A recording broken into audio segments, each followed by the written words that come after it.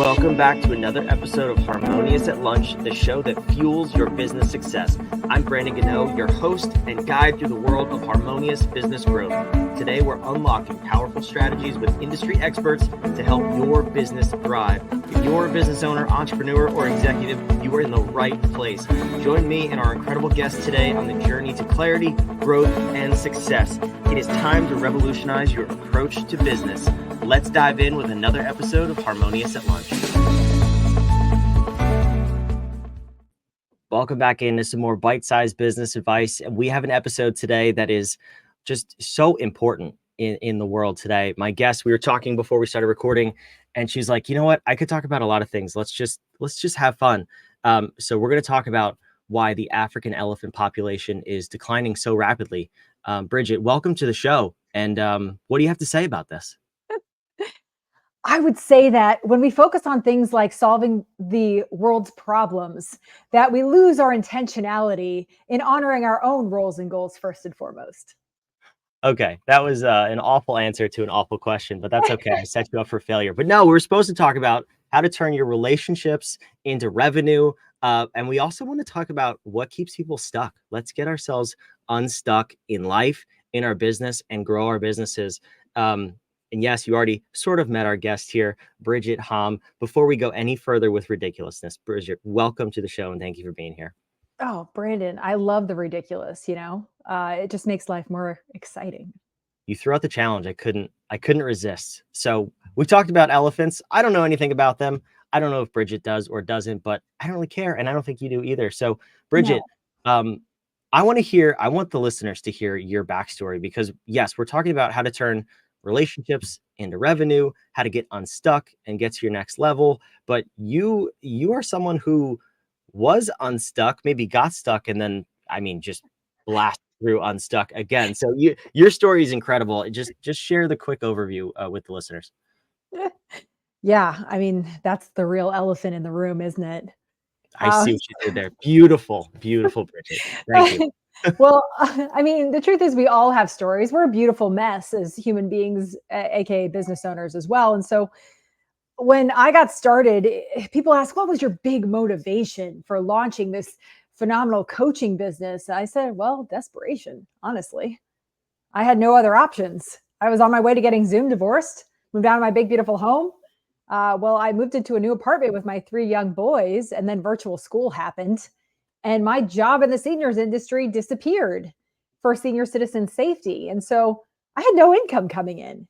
And I feel like most of you entrepreneurs or business owners, you started business building the plane while you were flying it. You just said yes to each opportunity in front of you. And that's exactly what I did. I got a random Zoom business networking link. And still to this day, I have no idea. I didn't know these people. I had never been a part of this networking group live. And I showed up on a Thursday morning at 8 a.m. and I said, Bridget Hom here with Bridge to Freedom Coaching. Are you ready to level up? And then I had 6 clients within 6 weeks. And then all my programs were born. And I've gotten to empower so many entrepreneurs and coaches and leaders into doing entrepreneurship in an empowered way. You should probably know what empowered means, right? I feel like we should know. Give us your definition of empowered. Well, actually, I looked this up because I was seeing it everywhere on social media. I'm like, everyone's like, empower, elevate. Okay, what does that actually mean? And empowerment, according to Webster's dictionary, means to give someone the authority or power to do something. And that's what we do. What if we did that for every person in front of us, right? Empower you to do something or be something. Yeah, right. It's that permission that I feel like a lot of people need subconsciously. Mm. So where is that in the conversation of becoming unstuck? Is it just that simple? Do we need that permission? Do we need to be empowered? Well, actually, I'll tell you a personal story. It's kind of embarrassing.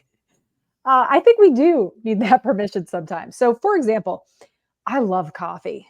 And I'm sure many of us do, but it's a real problem. I worked at Starbucks once upon a time in college, just to get my drug of choice. You get a free pound a week there, by the way, just in case you're wondering, and full health benefits. But I had a coffee press for the past 2 years, and it leaked coffee grounds into my coffee every day. And when I pushed the coffee press down, if you're a coffee person, you know this, you push the press down, the thing would explode and I would clean it up every single morning. 2 years. And then one day I realized someone said to me, you can get a new coffee press. And I'm like, I can. And I got a new coffee press. I didn't have to drink coffee grounds anymore. $25 on Amazon. Showed up Amazon Prime. But the real question is, what are you doing on a daily basis that is keeping you drinking coffee grounds every day? What is a habit that you've just been living under the influence with in your circumstances, environment, emotions, toxic headspace, inaction as an entrepreneur? Where are you stuck? And you just don't realize you need permission to move into the more and better. You don't have to drink coffee grounds anymore. Neither do I. It's great. It's very free. I'm stuck on that now. I do have a coffee problem myself. As a matter of fact, the listeners, if you watch the show, you don't listen to the show. I usually have my my Disney princess mug here. It's got Belle's face on it. It's bright yellow. It's my thing because I'm always drinking coffee. I happen to have finished all of it today, but I think I want to refill now. But you're right. I mean, it's a good example. It's a stupid example, to be honest with you. I mean, 2 years is ridiculous, but It's completely more about you than it is about anybody else. But how do you identify those things? Because you said you had a friend that said you could just get a new one, which is so obvious when you hear it. But for 2 years, you put up with it. Was it because it wasn't really hindering your coffee? I mean, you spit out the occasional ground every now and then, but what is it? Does it not bother you enough? I'm probably just a true coffee drinker, right? I'd like to chew while I drink my coffee. No, the truth is, it's just most of us need that level of awareness and accountability to start to actually make changes, right? There has to be something. If it's not pain, it's accountability. Most of us have to go through the pain. I would say 90% of us need to go through the pain, right? And also, 77% of statistics are made up on the spot. But the majority of us need to go through pain or a cycle of, I have no other options. I have no other alternatives. And I'm just sick and tired of being stuck in not being productive, not being profitable, and not knowing how to be proactive. I guess the other side of that too is for people who have had grounds in their coffee for 2 years and they've Yeah. gotten used to it, and then Yeah. they buy a new French press Yeah. and they still have grounds in their coffee. They're like, this is stupid. No matter how many times I buy this thing or I try to fix this problem, it's still there. I'm still chewing my coffee and I shouldn't be chewing my liquids. So what I'm really getting at is, and I hear this problem all the time when we're about to onboard a new client, Hmm. they say, but I've worked with COOs or business managers. So we do fractional Hmm. COO work. And they told me the same things I'm already doing. So why Hmm. is your thing different? Why am I going to have a different experience? That's the common fear, because you try to solve the problem or fix whatever's going on and you get the same result. So where does that come to play in becoming unstuck? Well, like you noticed, it's like, Bridget, I see it. Everyone else around you sees the problem, but how many people are actually willing to say, "Hey, you could change this for yourself," right? And let's look at the metaphor of coffee grounds. Many people that I meet all the time are stuck in the lack of inaction, the lack of taking imperfect action for their business growth, the lack of direction, and they sit in that and they keep doing the same thing, expecting different results. And so it really does take someone to come in and say, "Hey, you don't have to do it this way anymore." And like the awareness, it doesn't take much to see that that's better than what I've been doing, right? It doesn't take much to give me a fresh cup of coffee, right? Without coffee grounds and go, "Oh, that tastes so much better." So when you see someone offering the more and better in front of you, it's very easy to recognize that that is your next step for getting unstuck. Wouldn't you agree? I would, and I'm most curious. So the people listening to the show, typically upper 6 to 7 figure revenue businesses, they are the owners, the founders, the entrepreneurs who have gotten the business here. That is a phenomenal feat, by the way. Like, Absolutely. kudos to you for growing a business that far. But the one thing, whether they've realized it or not, is what got them here won't get them there. So Mhm. we're all stuck to some degree. Even if you have a business that's generating that much revenue, you are inherently stuck to getting to your next level.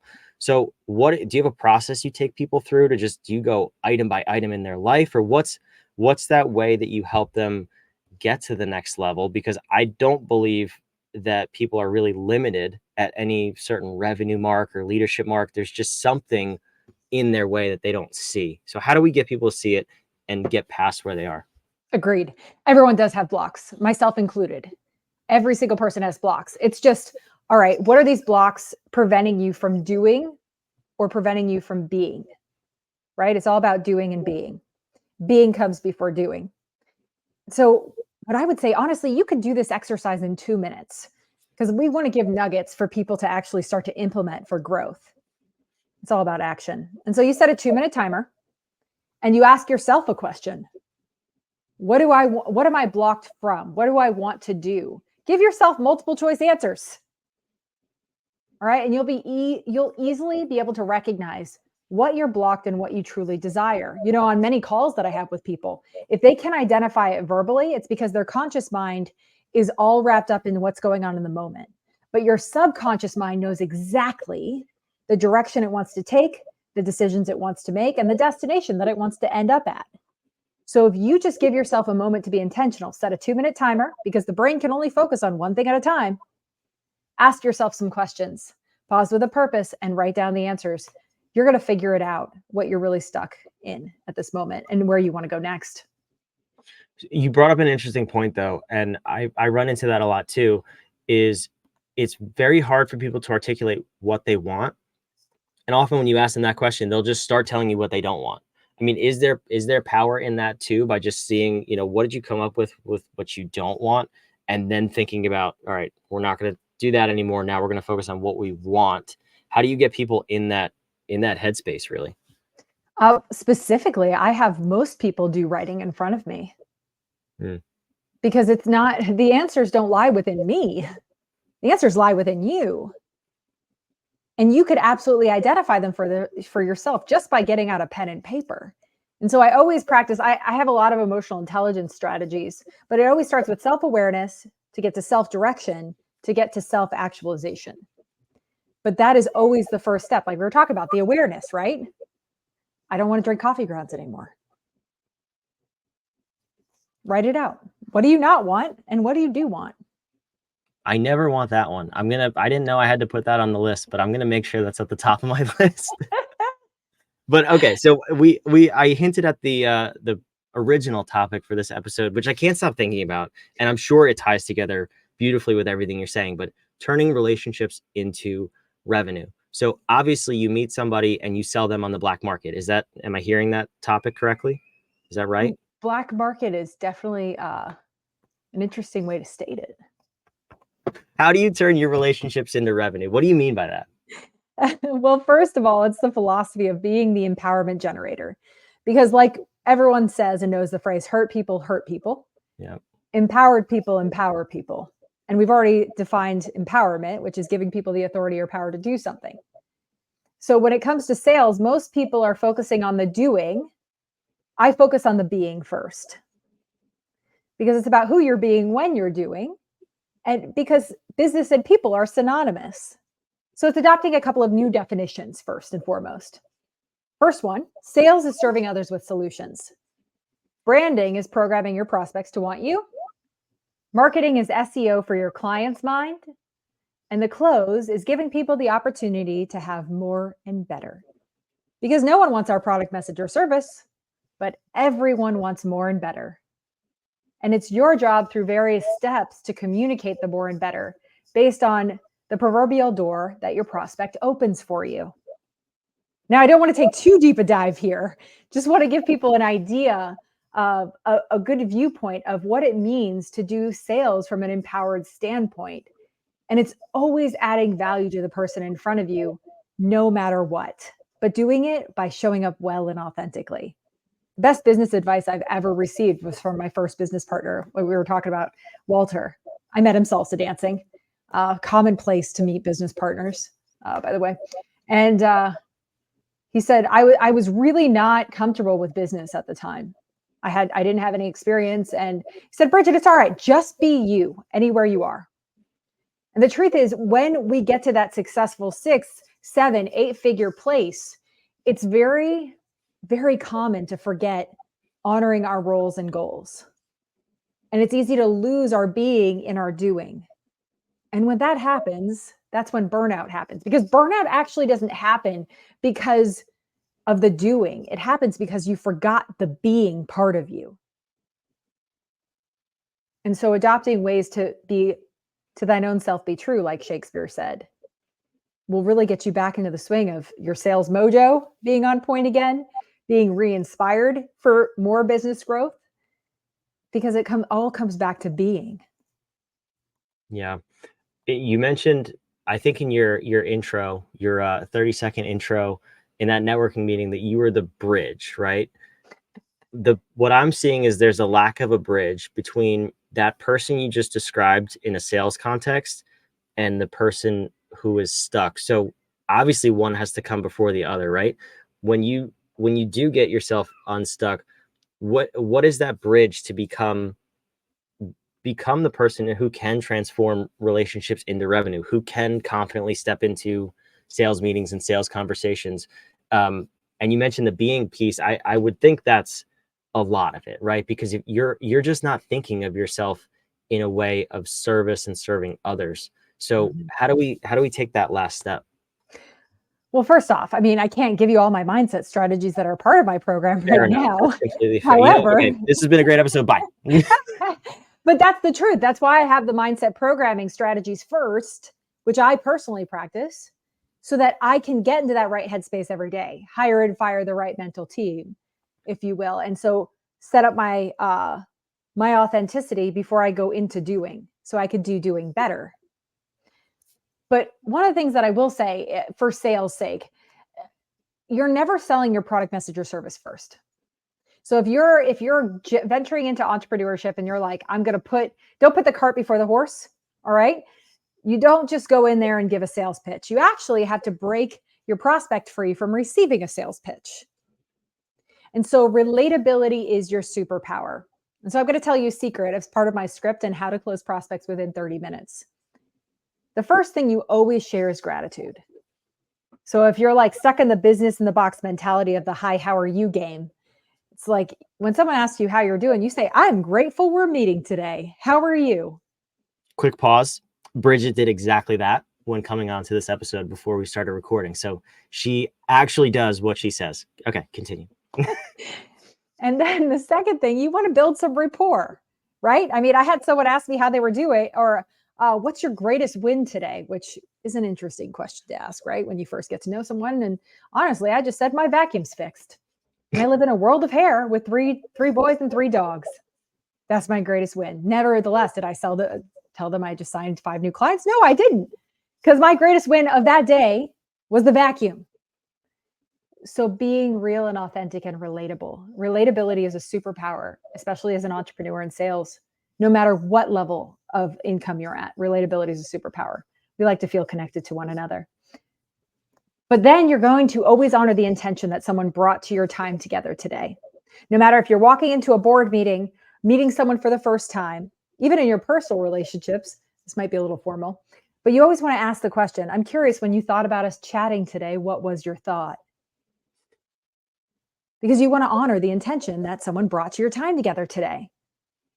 And that's the fastest way to develop a direction, to make empowered decisions, to align to it with a destination of partnership with you in some way. Because in sales, every single person you meet is a prospect, a client, or a referral partner. No one else exists. And here's why. Doesn't mean you're going to sell everyone, but it means that a confused mind does nothing. And if you're sitting there trying to figure out whether this person is a prospect for you, well, you're not going to be engaged in the conversation. And that's the most important part. Be absolutely present and give that person in front of you the gift of radical self-acceptance. And then sell your authority, credibility, and relatability. And then take it from there.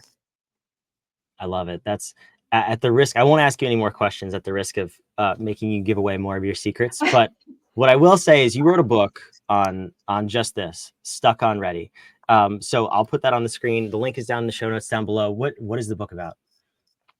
Well, in the world of business, it takes too long to get ready. And you have to be ready to master the successful entrepreneur mindset, break free from self-sabotage to access your limitless potential. So the entire book, one of my clients called it his business Bible, because every single page has a strategy to use to engage with people in an empowering way, to focus on sales, branding, marketing, mindset, and navigating social media effectively. And I actually have an 8-week course specifically based on the book as well. I love it. That's awesome. Bridget, thank you so much for being here. I can't, though, let you go without asking you the last and most important question. It's actually a question from you to the listener. So the common theme here, outside of elephants, and coffee, it seems like empowering, right? Empowering yourself, giving yourself permission, empowering others even.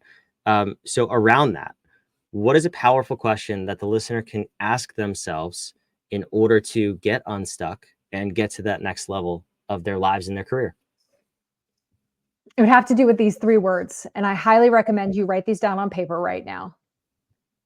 What direction am I going in? What decisions do I need to make to align with my destination of my future successful self? Direction, decisions, and destination to take imperfect action today. I love it.